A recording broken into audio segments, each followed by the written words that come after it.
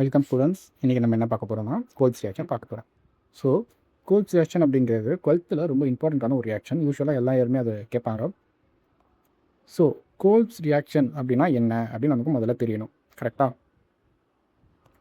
Okay. So goals reaction அப்படிங்கிறது ஒன்றும் கிடையாது. நம்மளுடைய ஃபீனால் இருக்கு இல்லையா? ஃபீனால்னால் எதை சொல்கிறோம்? ஒரு பென்சின் ரிங்கில் OH இருக்குல்ல, இதை தான் நம்ம ஃபீனால்னு சொல்கிறோம். சரிங்களா? இதை நம்ம என்னவா கன்வெர்ட் பண்ண போகிறோம்? சலிசைக்ளிக் ஆசிடாக கன்வெர்ட் பண்ண போகிறோம். சரிங்களா? உங்களோட எண்டு ப்ராடக்ட் என்னது? சலிசைக்ளிக் ஆசிட். ஓகே. நீங்கள் சார் சலிசிலிக் ஆசிட்னு சொல்லிட்டு நீங்கள் ஃபீனாலே வரைஞ்சிருக்கீங்கன்னா, இது ஃபீனால். இங்கே பாருங்கள், இது ஃபீனால். சரிங்களா? இது சலிசிலிக் ஆசிட். சலிசைக்ளிக் ஆசிட். ஓகே.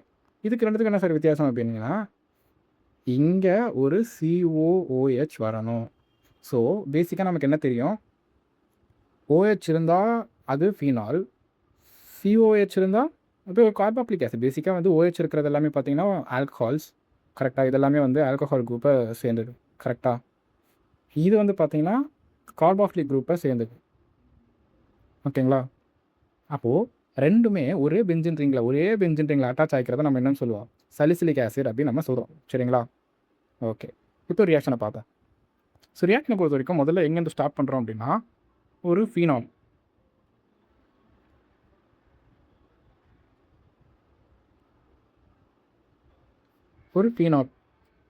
சரிங்களா? இந்த ஃபீனாலில்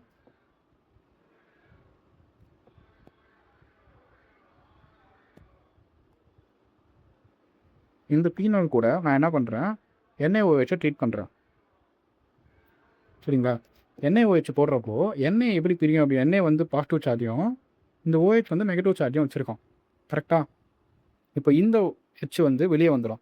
வெளியே வந்ததுன்னா இது ஒரு H+ வந்து ப்ளஸ்ஸு கூட சேருமா மைனஸ் கூட சேருமான்னு கேட்டிங்கன்னா OH கூட தான் சேரும். சரிங்களா? அப்போது ஆட்டோமேட்டிக்காக இந்த N உள்ளே வந்துடும். சரிங்களா?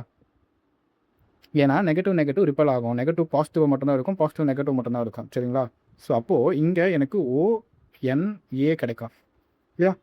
ஓகே. அப்போ என்ன சார் வெளியே போகும் அப்படின்னு கேட்டிங்கன்னா, வெளியே ரெண்டு OH H 2 இருக்கா? அப்போது நமக்கு என்ன வெளியே போகுது?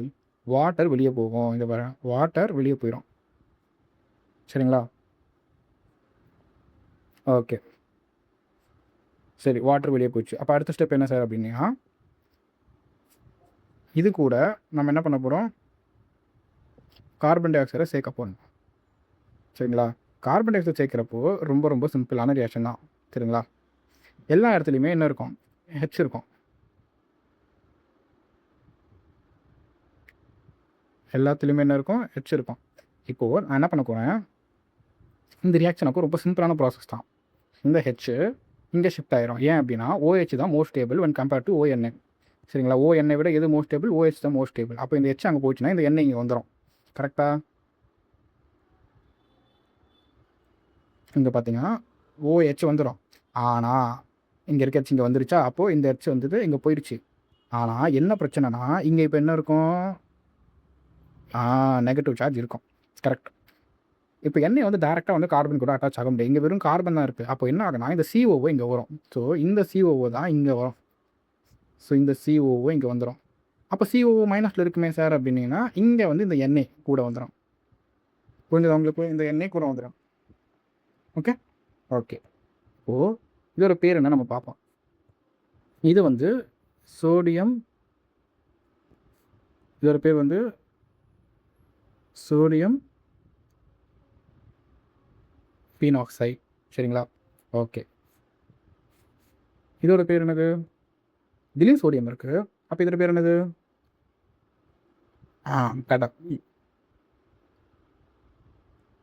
சோடியம்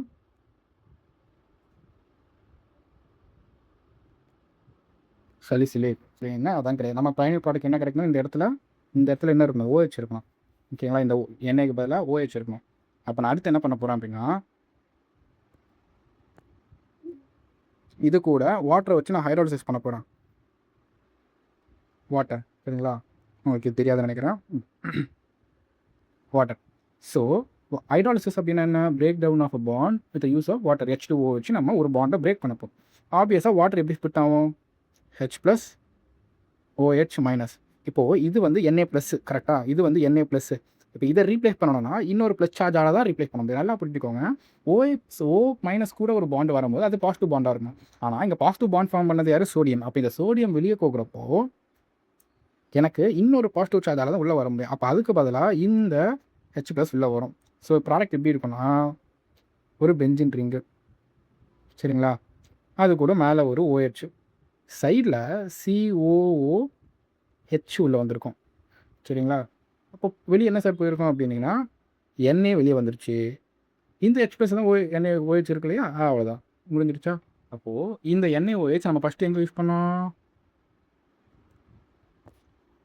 இங்கே யூஸ் பண்ணோம், ஞாபகம் இருக்கா? அப்போது இது மறுபடியும் நமக்கு இங்கே கிடச்சிருச்சு, கரெக்டாக? இங்கே நமக்கு அதே ப்ராடக்ட் கிடச்சிருச்சு. அப்போ இதுக்கு பேர் என்னது? இதுக்கு பேர் கேட்டலிஸ்ட். ஸோ கேட்டலிஸ்ட் அப்படிங்கிறது என்னென்னா ரியாக்ஷனில் பார்ட்டிசிபேட் பண்ணாது, ஓகேங்களா? ரியாக்ஷனில் பார்ட்டிசிபேட் பண்ணாது. ஆனால் அந்த ரியாக்ஷனோட எனர்ஜியை ஆக்டிவேஷன் எனர்ஜின்னு சொல்லுவாங்க. அதாவது குறிப்பிட்ட எனர்ஜி லெவல் இருந்தால் தான் அந்த ரியாக்ஷன் ஸ்டார்ட் ஆகும்னு சொல்லுவாங்கல்ல. அந்த எனர்ஜியை கம்மி பண்ணும். இதனால் கொஞ்சமான எனர்ஜி இருந்தாலே அந்த ரியாக்ஷன் ஸ்டார்ட் ஆகிடும் அப்படின்ற ஒரு நிலைக்கு கொண்டு வரும். இதுவும் பண்ணும். இன்னொன்று, இது ரியாக்ஷனில் பார்ட்டிசிபேட் பண்ணவே பண்ணாது. அதுதான் மெயின். நீங்கள் 100 grams ஆஃப் NaOH போடுறீங்கன்னா ரியாக்ஷன் முடிஞ்ச உடனே அதே 100 grams ஆஃப் NaOH அவங்களால வெளியே எடுக்க முடியும். புரிஞ்சுதுன்னு நினைக்கிறேன். ஓகே, எதனா டவுட்ஸ் இருந்தால் கீழே கமெண்ட்டில் சொல்லுங்கள்.